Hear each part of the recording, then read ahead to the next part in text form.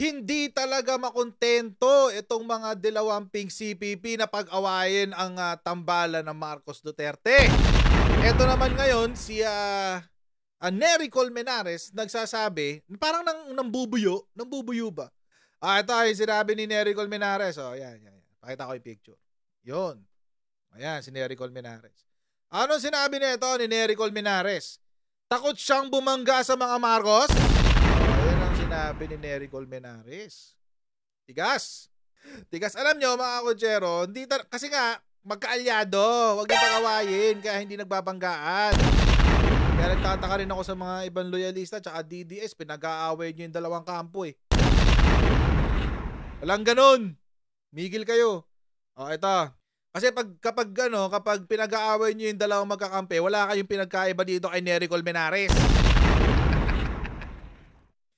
Itong sinabi, Makabayang Koalisyon ng Mamamayan, Makabayan, Chair Nery Colmenares, asserted that former President Rodrigo Duterte is only brave when the enemy is poor.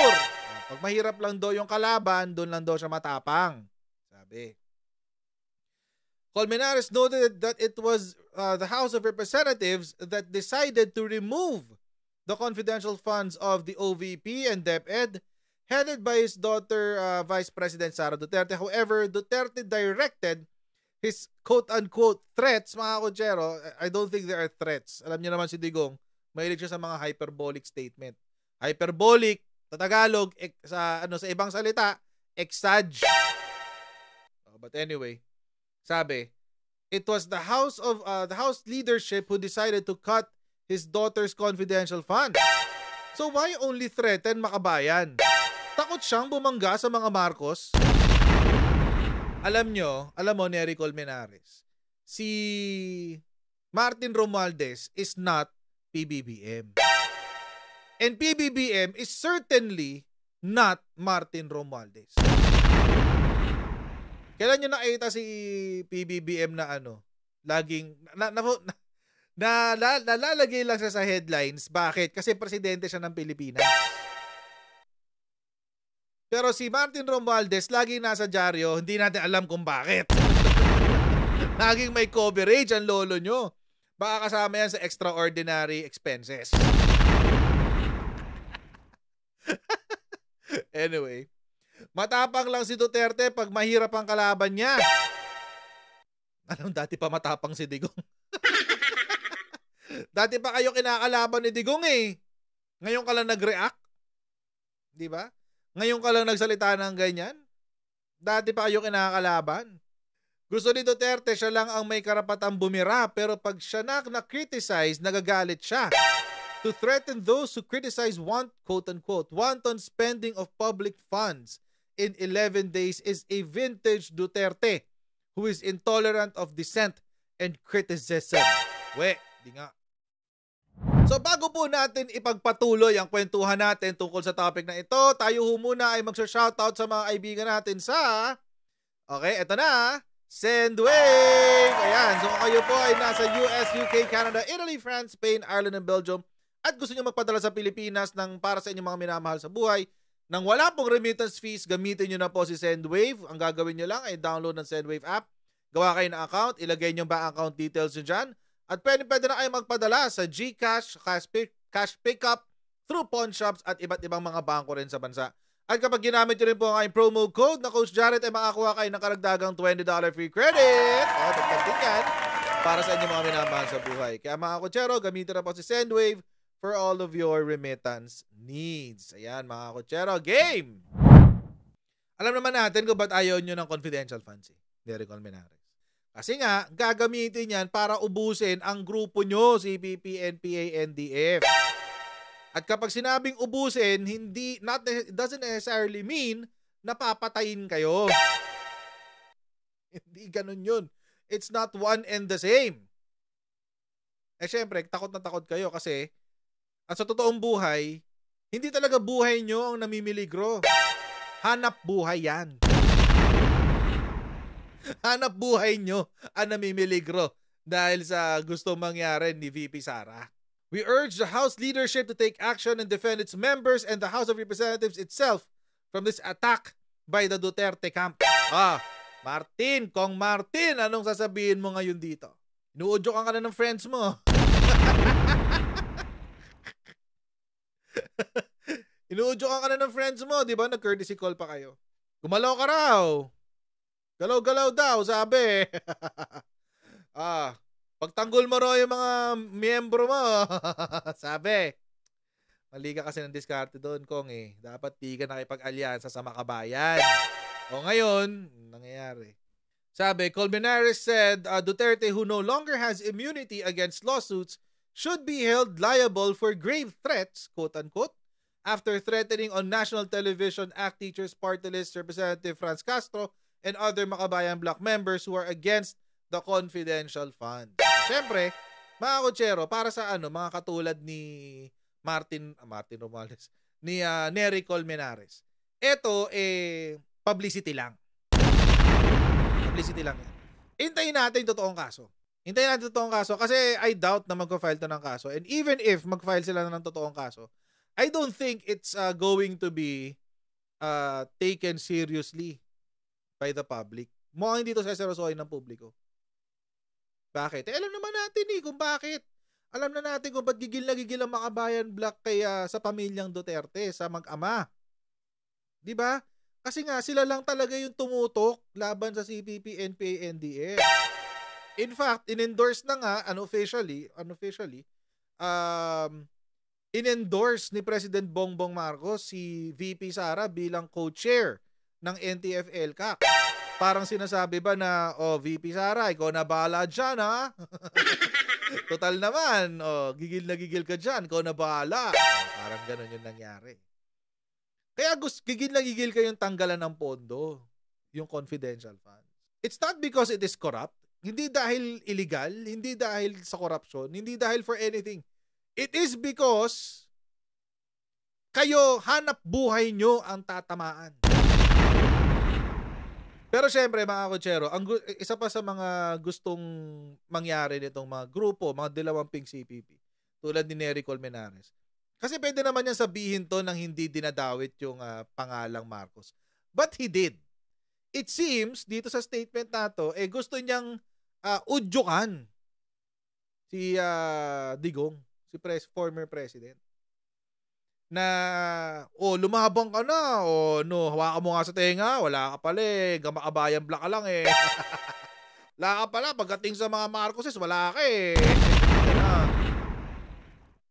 So, it is, in effect, trying to drive a wedge. O, nilalagyan ng lamat yung relasyon ng alyansang Marcos Duterte. And actually, mga kutsero, this is not the first time. Ito po, mga kutsero, palagi binabanggit ng mga kamping.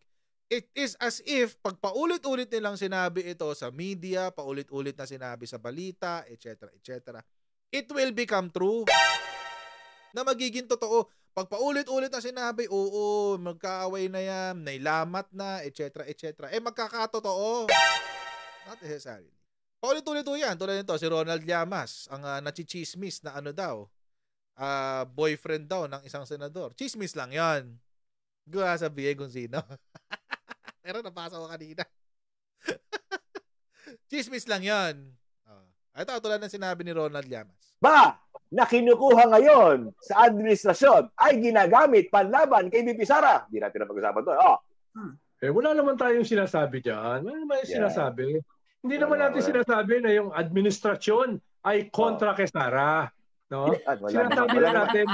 Sinasabi lang natin malamang. So true lalo. Yan, malamang na. Yan, di ba? Obvious. Alam niyo kung bakit? Kasi nga, yun ang gusto nilang mangyari. Ulitin ko lang. Gusto nilang ulit-ulitin siya hanggang magkatotoo, hanggang kagatin ng taong bayan. Yun ang totoong nangyayari dyan. Ulitin natin. Talaga. Kung bakit damay dyan? Sa tingin mo, ang mga dilaw na kinukuha ngayon sa administrasyon ay ginagamit panlaban kay VP Sara. Hindi natin na pag-usapan to. Wala naman tayong sinasabi dyan. Wala naman yung sinasabi. Hindi naman natin sinasabi na yung administrasyon ay may emphasis. May emphasis yung administrasyon daw ang kontra kay Sara. O yan. Sinasabi dyan. Ano naman yung sinasabi? Hindi Wala, naman natin wala. sinasabi na yung administrasyon ay kontra kay Sara. No? Ulitin nyo lang para may maniwala sa inyo. Malamang. So true lalo. Yan, malamang na. Okay. May unity pa ba sa Uniteam? Naku, sumabog na yung kwan. Sumabog na yung hot air balloon. Matagal lang sumabog, no? No, wala nang Uniteam. Dati pa yung politiko pa naglabas niyan sa kanilang bola kristal. Ito talagang politiko, mga intrigero talaga. Hindi, Yan. Alam niyo yung tawag sa ganyan, mga kutsero? Wishful thinking. Sa Tagalog, pangarap. Mangarap ka, Llamas. Mangarap ka. Mangarap ka, Llamas. Paulit-ulitan nilang sinasabi yan. Hindi lang yan. Pati ito, everyone's favorite everyone's favorite political commentator. Anong sinabi niya?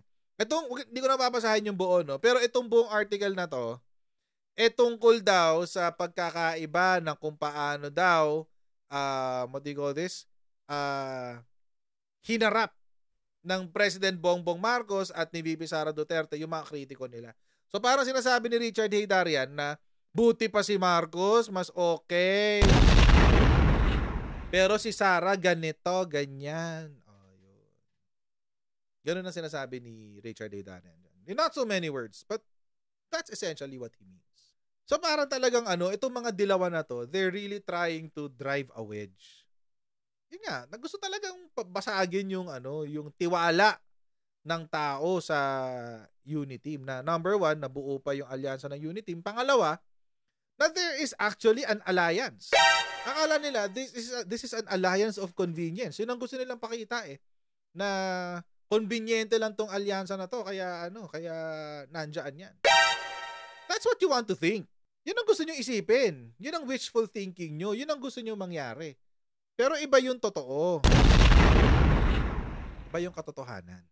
So ano ba talaga yung totoo? Ito pa pala. At actually nakakalungkot nga na pati yung mga yung mga sa grupo diyan ng sa grupo ng political commentators ng kaalyado sumasakay sa ganong klaseng mindset. Di ko naintindihan kung bakit is it because na gusto nyong ilayo si VP Sara sa mga issues na ibinabato sa Pangulo? Would it work? It won't. Bakit?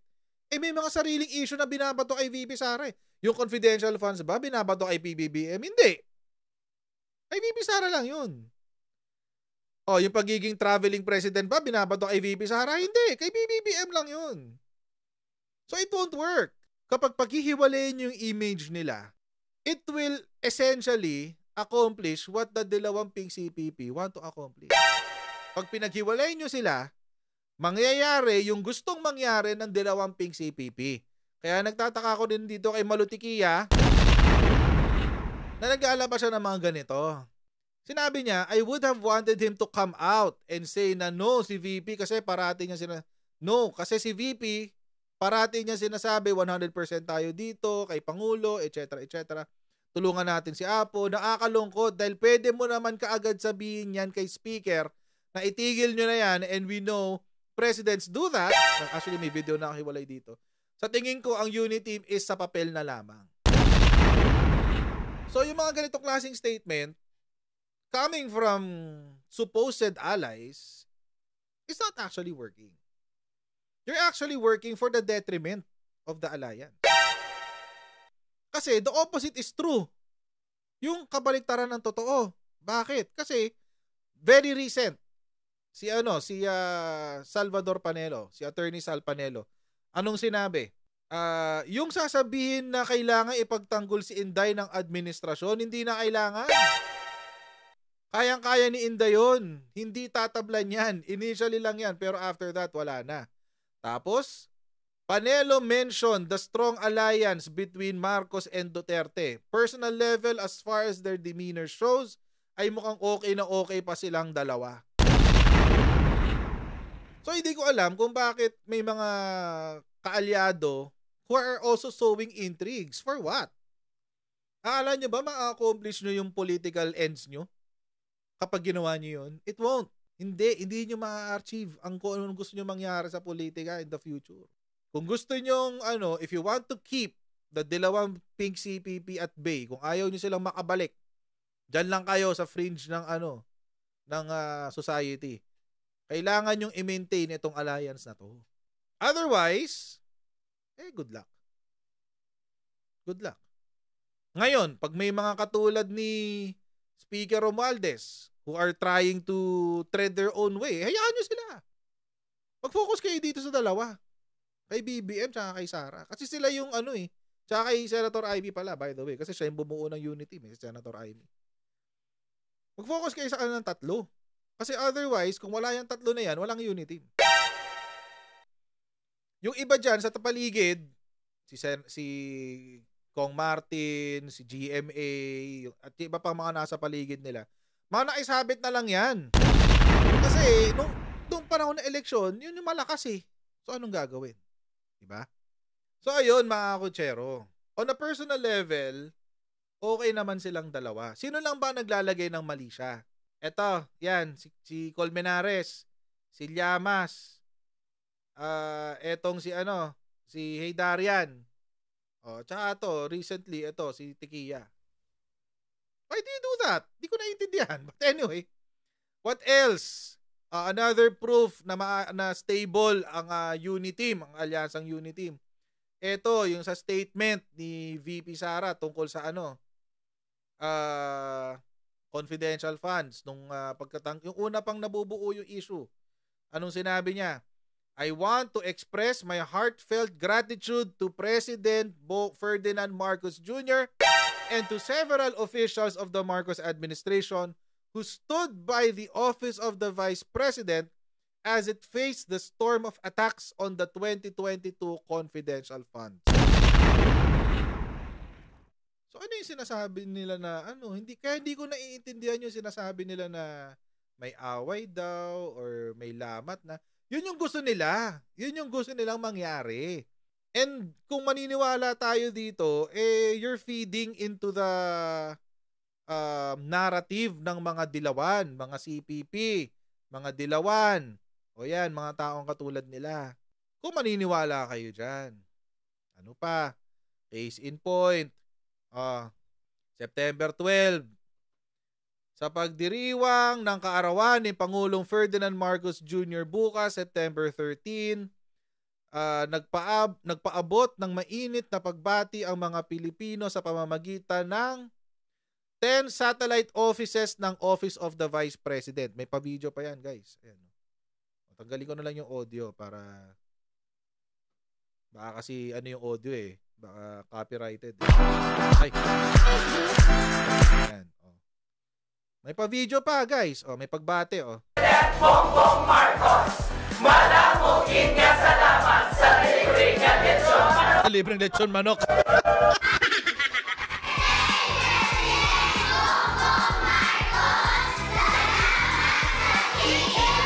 Salamat daw sa Chicken Joy.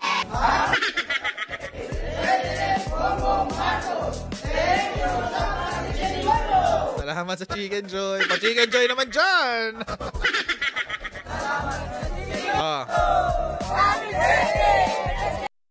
Hindi ko na tapusin. Mahaba Pero puro... Ayan. Tayo sa speech ni VP. Yan. Dito tayo sa speech ni VP. Malipayong adlaw na tauhan, Apo BBM. My constant wish for all celebrators is for prosperity, good health, and happiness.